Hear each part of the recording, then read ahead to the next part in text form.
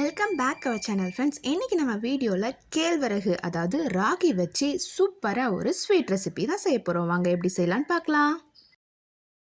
ஸ்வீட்டுக்கு நான் 1 கப் அளவு கேழ்வரகு மாவு எடுத்திருக்கேன். 1 கப்புக்கு நான் ஒரு சின்ன டம்ளர் அளவுக்கு நாட்டு சக்கரை எடுத்திருக்கேன். இதுக்கு தேவையான இன்க்ரீடியன்ட்ஸ்னால் 2 ஏலக்காவை நீங்கள் தட்டி வச்சுக்கோங்க. அடுத்தது ஒரு 10 முந்திரியை முழுசாவோ இல்லை உடச்சோ எடுத்துக்கலாம். இதுக்கு தேவையான இன்க்ரீடியன்ஸ்லாம் ரெடி ஆகிடுச்சு. இப்போ வாங்க செய்யலாம். நாட்டு சக்கரை எடுத்திருந்தோம்ல, அந்த டம்ளர் அளவுக்கு தான் நான் கேழ்வரகு மாவும் எடுத்திருக்கேன். இதை நம்ம வெது வெதுப்பான தண்ணி சேர்த்து புட்டு மாவு பதத்துக்கு நல்லா பிசைஞ்சு எடுத்துக்கலாம். ரொம்ப சுடு தண்ணி ஊற்றணுன்னு அவசியம் இல்லை, வெது வெதுப்பான தண்ணி ஊற்றினா போதுமானது. தண்ணி சேர்த்து பிசைஞ்சதுக்கப்புறம் ஒரு இட்லி தட்டில் இந்த புட்டு மாவை சேர்த்து நம்ம வேக வச்சு எடுத்துக்கலாம்.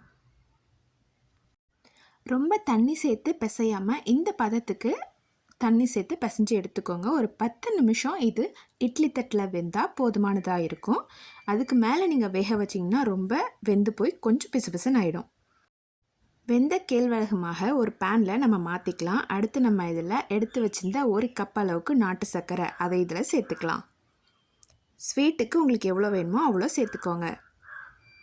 முந்திரியை நம்ம நெய்யில் வறுத்து இதில் நம்ம ஆட் பண்ணிக்கலாம். உங்களுக்கு திராட்சை அந்த மாதிரி வேறு ஏதாவது ஆட் பண்ணணுன்னு இருந்துச்சுன்னா நீங்கள் அதையும் சேர்த்து ஆட் பண்ணிக்கலாம். இதையும் நான் அந்த பேனில் ஆட் பண்ணிக்கிறேன்.